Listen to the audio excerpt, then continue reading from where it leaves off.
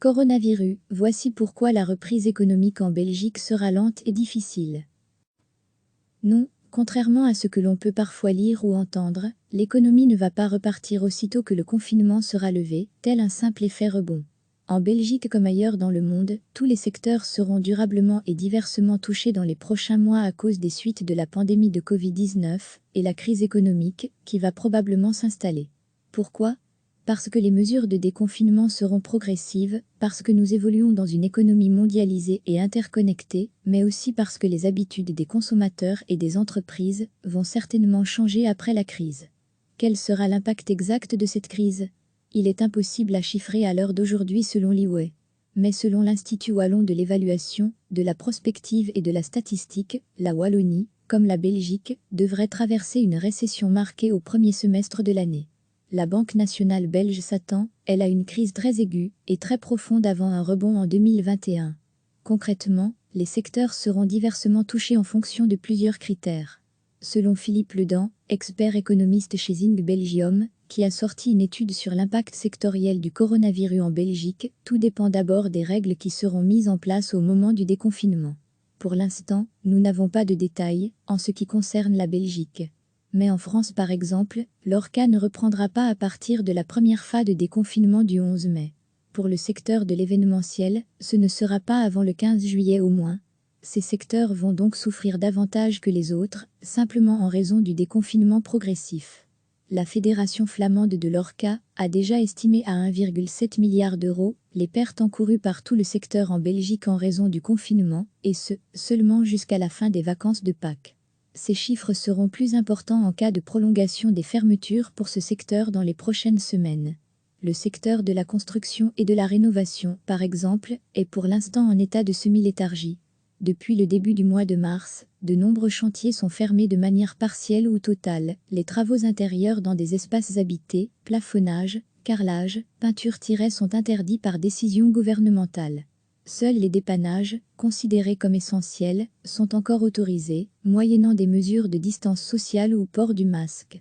Les chantiers extérieurs sont par contre autorisés, mais seulement si l'entreprise peut mettre en place des mesures de protection sanitaire.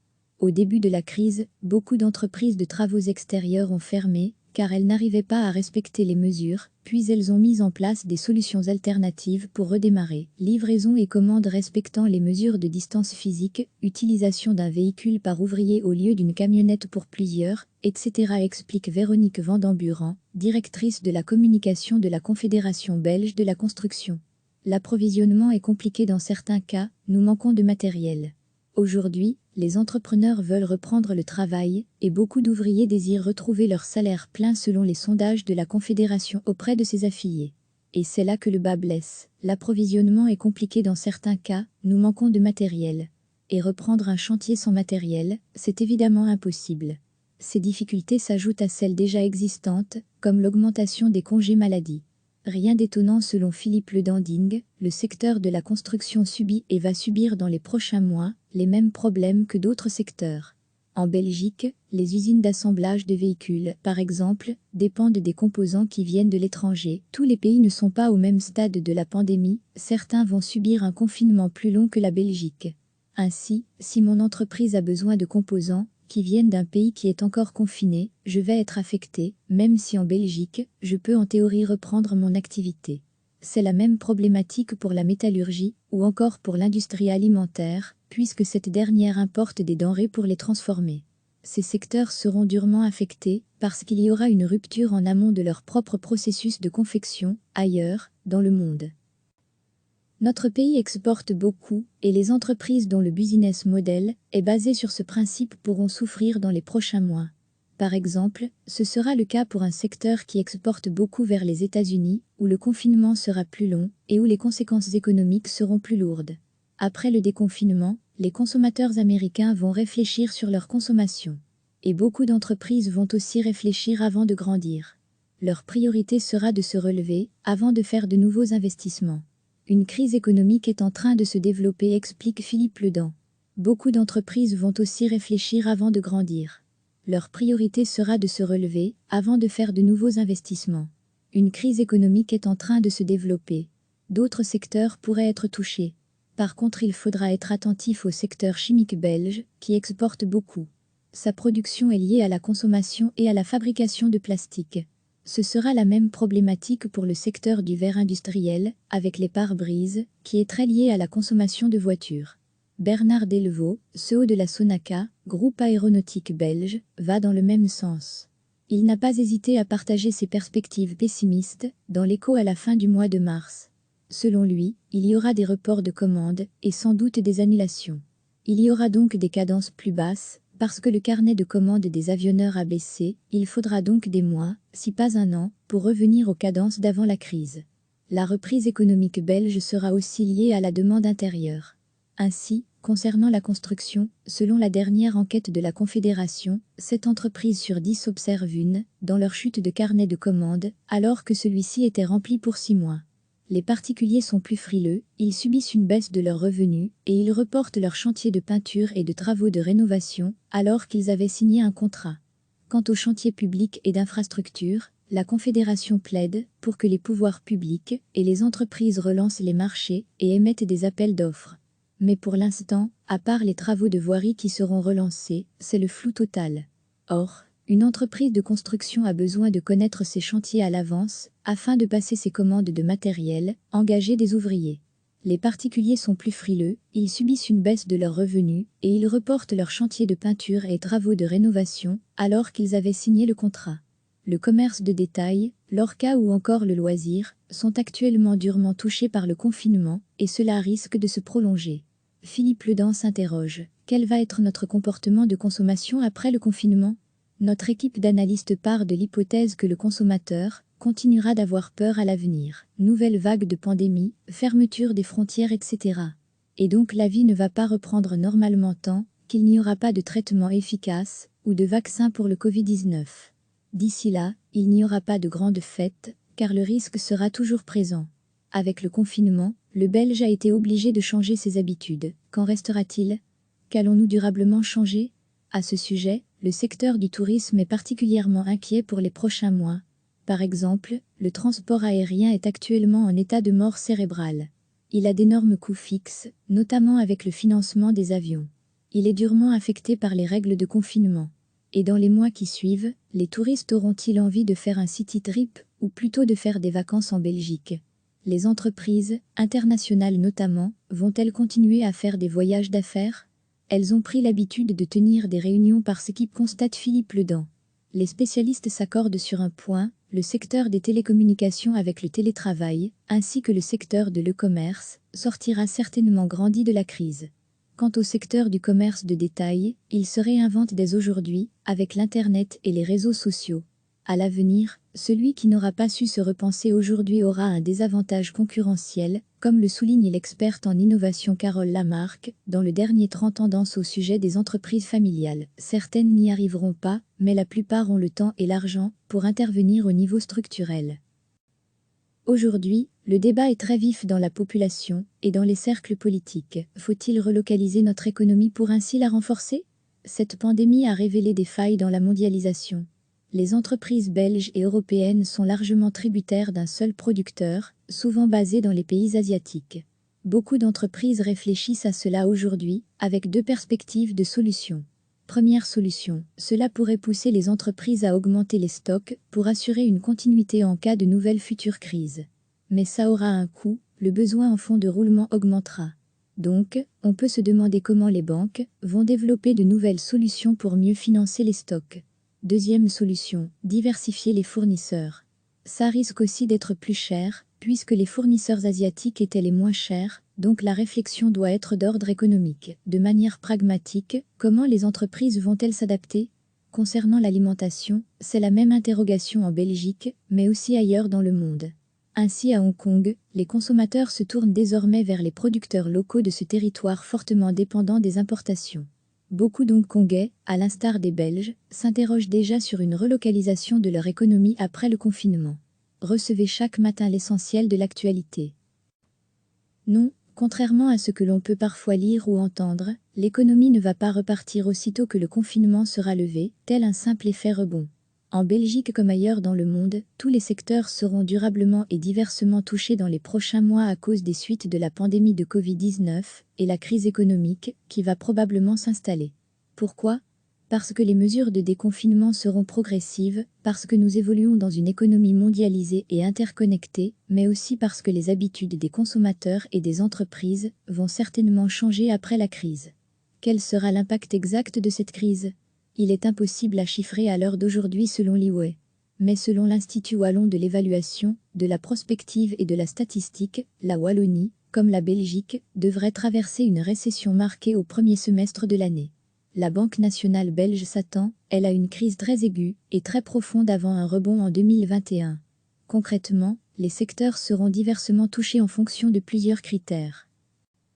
Selon Philippe Ledan, expert économiste chez Zinc Belgium, qui a sorti une étude sur l'impact sectoriel du coronavirus en Belgique, tout dépend d'abord des règles qui seront mises en place au moment du déconfinement. Pour l'instant, nous n'avons pas de détails en ce qui concerne la Belgique. Mais en France par exemple, l'ORCA ne reprendra pas à partir de la première phase de déconfinement du 11 mai. Pour le secteur de l'événementiel, ce ne sera pas avant le 15 juillet au moins. Ces secteurs vont donc souffrir davantage que les autres, simplement en raison du déconfinement progressif. La Fédération flamande de l'ORCA a déjà estimé à 1,7 milliard d'euros les pertes encourues par tout le secteur en Belgique en raison du confinement, et ce, seulement jusqu'à la fin des vacances de Pâques. Ces chiffres seront plus importants en cas de prolongation des fermetures pour ce secteur dans les prochaines semaines. Le secteur de la construction et de la rénovation, par exemple, est pour l'instant en état de semi-léthargie. Depuis le début du mois de mars, de nombreux chantiers sont fermés de manière partielle ou totale. Les travaux intérieurs dans des espaces habités, plafonnage, carrelage, peinture sont interdits par décision gouvernementale. Seuls les dépannages, considérés comme essentiels, sont encore autorisés, moyennant des mesures de distance sociale ou port du masque. Les chantiers extérieurs sont par contre autorisés, mais seulement si l'entreprise peut mettre en place des mesures de protection sanitaire.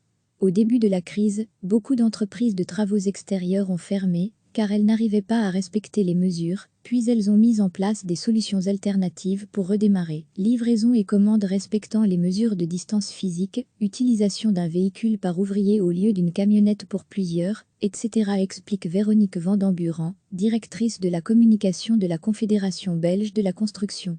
L'approvisionnement est compliqué dans certains cas, nous manquons de matériel. Aujourd'hui, les entrepreneurs veulent reprendre le travail, et beaucoup d'ouvriers désirent retrouver leur salaire plein selon les sondages de la Confédération auprès de ses affiliés. Et c'est là que le bât blesse. L'approvisionnement est compliqué dans certains cas, nous manquons de matériel. Et reprendre un chantier sans matériel, c'est évidemment impossible. Ces difficultés s'ajoutent à celles déjà existantes, comme l'augmentation des congés maladie. Rien d'étonnant selon Philippe Ledanding, le secteur de la construction subit et va subir dans les prochains mois les mêmes problèmes que d'autres secteurs.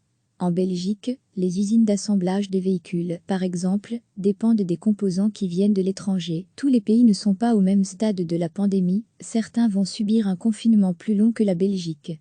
Ainsi, si mon entreprise a besoin de composants qui viennent d'un pays qui est encore confiné, je vais être affecté, même si en Belgique, je peux en théorie reprendre mon activité. C'est la même problématique pour la métallurgie, ou encore pour l'industrie alimentaire, puisque cette dernière importe des denrées pour les transformer. Ces secteurs seront durement affectés, parce qu'il y aura une rupture en amont de leur propre processus de confection, ailleurs, dans le monde.